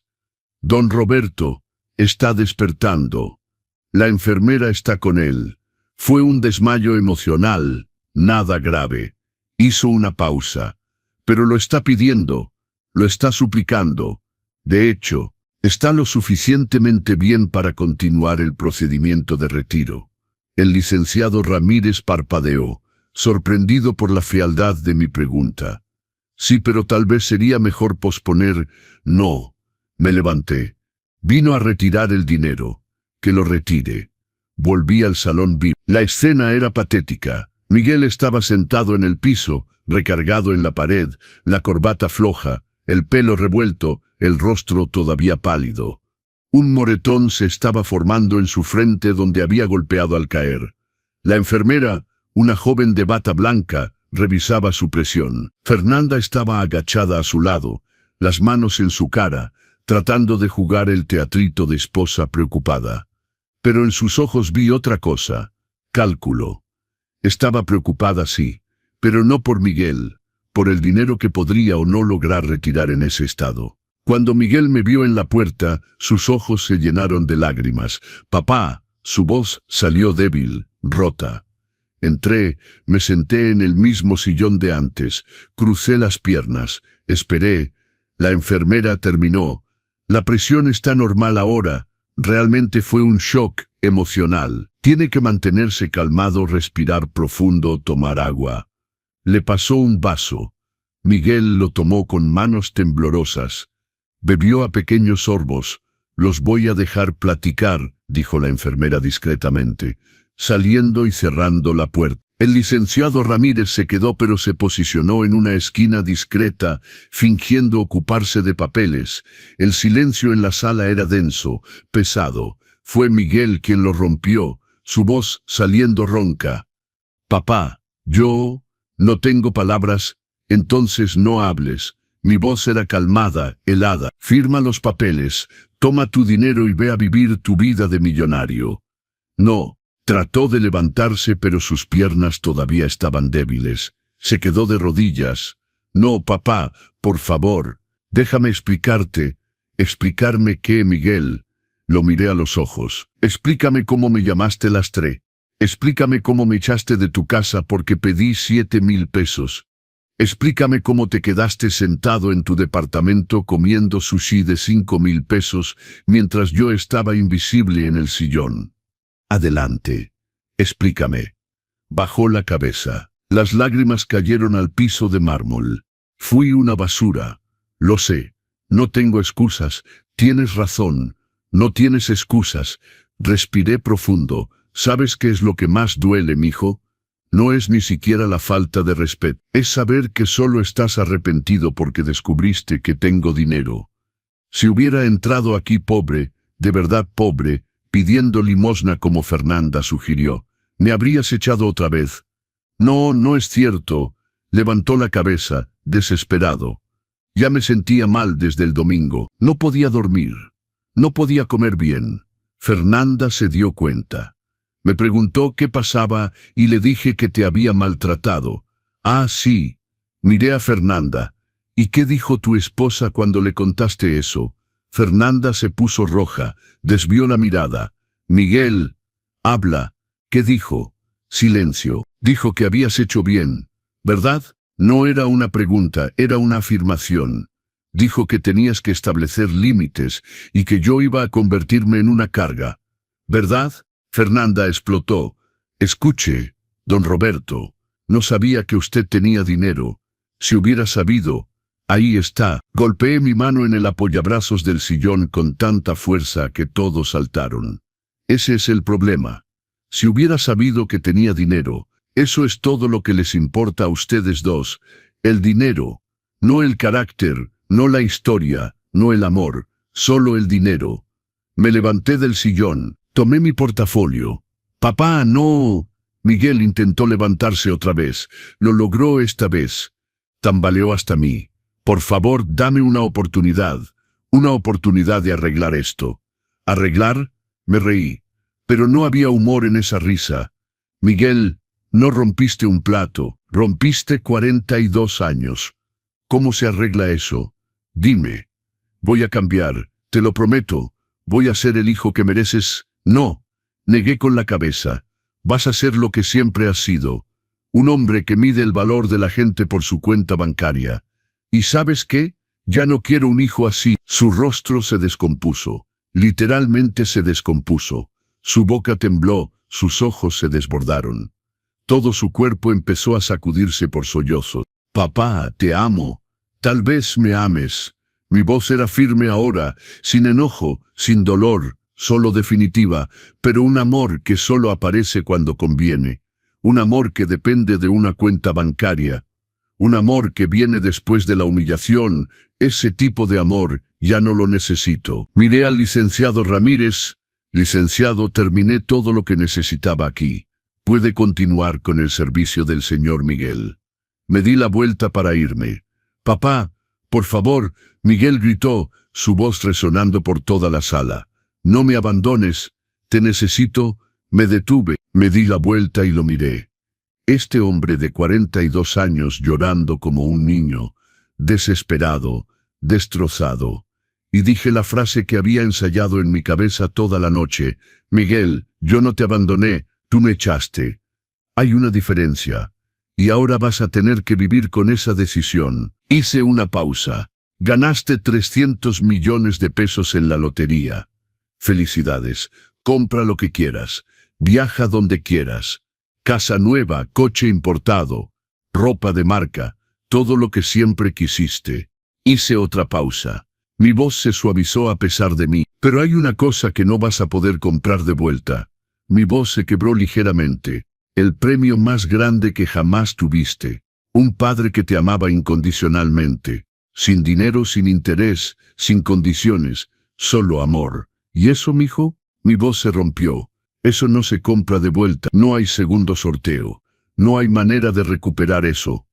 Los llantos de Miguel se transformaron en un aullido. Un sonido de dolor tan profundo que hasta el licenciado Ramírez bajó los ojos, incómodo. Pero no cedí, porque a veces el amor más difícil es el que dice no, el que establece límites, el que se niega a ser tapete, incluso para el propio hijo. Salí del salón VIP. Esta vez no escuché caída, no escuché desmayo, solo llanto. El llanto de un hombre que acababa de darse cuenta de que hay pérdidas que el dinero nunca puede compensar. Epílogo. 6 meses después. Los 6 meses en Latinoamérica fueron exactamente lo que necesitaba. Caminé por las calles de Buenos Aires, tomé vino en cafés de Santiago, navegué por el Amazonas, hice cosas que nunca imaginé hacer. Pero más importante, aprendí algo fundamental: existía fuera de mi rol de padre. Era Roberto, solo Roberto, un hombre que amaba la arquitectura colonial, que descubrió que adoraba la comida peruana, que hizo amigos en un hostal en Cartagena. Mi teléfono sonó 127 veces durante esos 6 meses, todas llamadas de Miguel. Respondí 3. La primera vez, 2 meses después de mi partida. Respondí porque tenía miedo de que hubiera pasado algo grave. Papá, su voz era diferente, más calmada. Solo quería saber si estás bien. Estoy bien, Miguel. Estoy en terapia, 2 veces por semana. Hizo una pausa. Fernanda se fue, pidió el divorcio. No dije nada. No te llamo para que sientas lástima por mí. Te llamo porque quiero que sepas que estoy trabajando en mí mismo, que estoy tratando de entender cómo pude convertirme en ese hombre. Eso está bien, Miguel. Algún día podrías perdonarme. Miré por la ventana de mi hotel en Lima. El sol se ponía sobre el Pacífico, pintando el cielo de naranja y rosa. No lo sé, mijo, realmente no lo sé. Entiendo. Su voz era pequeña. Pero no voy a dejar de intentarlo. No para que me perdones, sino para convertirme en el hombre que siempre debí ser. Colgamos. Cuando volví a la Ciudad de México en noviembre, algo había cambiado en mí. Ya no era ese hombre encorvado por el peso del amor no correspondido. Estaba derecho, libre. Renové mi departamento en Iztapalapa. No de manera extravagante, pero cómodamente. Creé un pequeño taller de carpintería en mi garaje y empecé a dar clases gratuitas a los jóvenes del barrio. Creé una fundación con 8 millones de pesos. Fundación Elena Morales, para ayudar a viudos y viudas con niños pequeños, porque sabía lo que era no tener opciones, no tener salida, no tener esperanza. Miguel siguió llamando.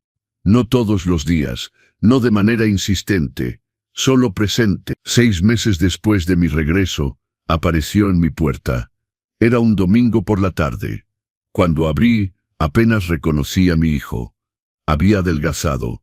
No de manera enfermiza, pero de una manera que mostraba que había dejado de vivir en el exceso. Llevaba ropa sencilla, jeans, suéter, el cabello corto, bien peinado pero sin gel, los ojos claros pero cansados, y en sus manos, nada. Sin regalos caros, sin flores exageradas, solo él. Hola, papá. Hola, Miguel. Nos medimos con la mirada. ¿Puedo pasar?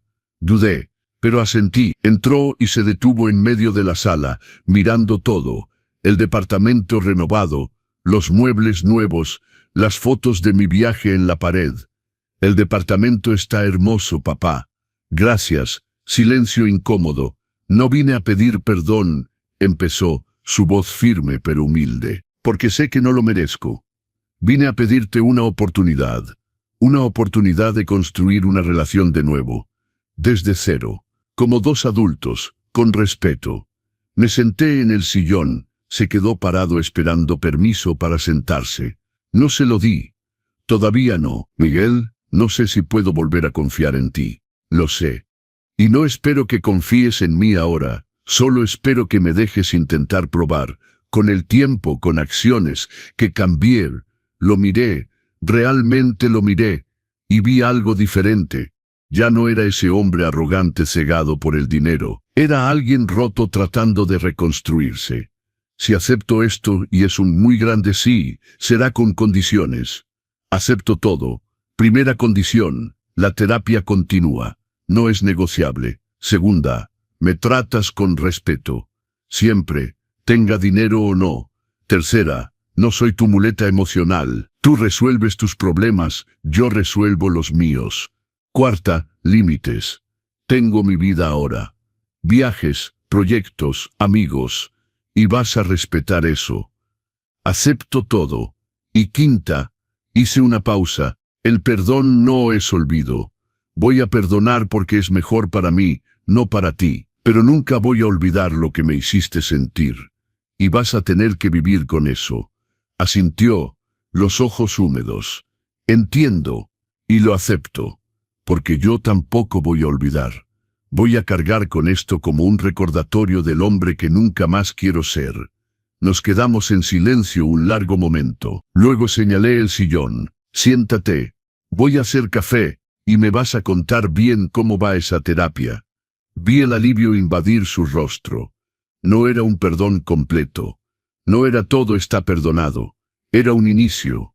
Pequeño, frágil, pero honesto. Mientras preparaba el café en la cocina, miré el reloj de mi padre en el estante especial que había mandado hacer. No va a ser el hijo perfecto con el que soñé, murmuré al reloj. Pero tal vez con el tiempo sea un hijo decente. Y tal vez eso sea suficiente. Un año después de esa confrontación en el banco, Miguel y yo tenemos una relación. No es la relación padre-hijo perfecta de las películas. No hablamos todos los días, no pasamos todos los domingos juntos, pero nos vemos una vez por semana. Tomamos café, tenemos conversaciones reales. Me contó de su terapia, de cómo se dio cuenta de que su relación con el dinero era tóxica, que medía su valor y el de los demás a través de un prisma material. Me contó cómo creó una ONG para ayudar a niños de padres solteros a acceder a la educación. Cómo invirtió el dinero de la lotería no en coches de lujo, sino en proyectos que tienen sentido. Me quedé con 20 millones para vivir cómodamente, me dijo un día. El resto lo estoy usando para tratar de reparar el mundo, porque no puedo reparar el pasado, pero puedo intentar crear un mejor futuro. Y yo seguí viviendo, viajando, dando mis clases de carpintería, disfrutando de mis amigos. Aprendí que no necesitaba ser definido por mi rol de padre. Era Roberto. Y Roberto tenía valor, independientemente del reconocimiento de quien fuera. La verdadera lección que aprendí, y que espero que tú te lleves, no es que el dinero es malo, el dinero es neutro. Es una herramienta. La lección es que las personas muestran quiénes son realmente cuando tienen poder. El dinero es poder, y ese poder revela el carácter. Miguel no se convirtió en alguien malo por el dinero. El dinero simplemente reveló lo que ya estaba ahí. Una falta de respeto, una vergüenza de sus orígenes, una incapacidad de ver valor más allá de lo material. Pero aquí está la otra lección, igual de importante. Las personas pueden cambiar, no fácilmente, no rápidamente, pero pueden. Miguel está trabajando en sí mismo, está intentando, no es perfecto, hay recaídas, hay momentos donde veo al viejo Miguel resurgir, pero está intentando, y eso ya es mucho. En cuanto a mí, aprendí la lección más difícil para un padre. Amar a alguien no significa aceptar ser maltratado por esa persona. Puedes amar a tu hijo y establecer límites, puedes amar a tu hijo y exigir respeto, puedes amar a tu hijo y decir, no, este comportamiento no es aceptable, porque aceptar ser un tapete no ayuda a tu hijo, lo incapacita, le enseña que puede tratar mal a la gente sin consecuencias. La mayor bondad que le hice a mi hijo no fue perdonarlo inmediatamente, fue mostrarle que hay consecuencias. Que el amor incondicional no significa tolerancia incondicional a la falta de respeto. Si esta historia te tocó, tal vez porque eres un padre que se siente invisible, o un hijo que se da cuenta de que no ha valorado suficiente a sus padres. Entonces escúchame, para los padres, tienen valor, su valor no depende del reconocimiento de sus hijos. Tienen derecho a establecer límites, tienen derecho a decir, basta. Y eso no los hace malos padres, los hace personas con dignidad. Para los hijos, sus padres no son cajeros automáticos de apoyo emocional y financiero, son seres humanos con sentimientos, sueños, necesidades. El tiempo que tienen con ellos no es infinito. No esperen a que se vayan, o peor, que todavía estén ahí pero emocionalmente idos, para darse cuenta de su valor. El dinero va y viene, las casas, los coches, la ropa de marca, todo eso termina en la basura o en un tianguis. Pero las relaciones, los recuerdos, el respeto, el amor auténtico, eso es lo que queda. Eso es lo que importa cuando eres viejo y miras hacia atrás. No midas el valor de las personas por su cuenta bancaria, mídelo por su carácter, su integridad, la forma en que tratan a otros cuando no tienen nada que ganar. Y si has maltratado a alguien, un padre, un amigo, una pareja, porque pensabas que no tenía nada que ofrecerte, debes saber que nunca es demasiado tarde para cambiar. Pero el cambio debe ser real. No solo palabras, acciones, tiempo, humildad, y aún así, la persona que heriste tiene derecho a no perdonarte. Tiene derecho a mantener sus límites, tiene derecho a decir, te amo pero de lejos, y tienes que respetar eso, porque al final, eso es respeto, eso es amor maduro. Gracias por escuchar esta historia hasta el final. Si te tocó, deja un comentario diciéndome desde dónde nos ves y qué parte te marcó más. Suscríbete a los consejos del abuelo y activa la campanita para no perderte ninguna de nuestras historias de vida, dignidad y respeto. Comparte esta historia con alguien que la necesite. Y recuerda, tienes valor, siempre, incluso cuando otros no lo ven. Hasta pronto, y que la sabiduría te acompañe.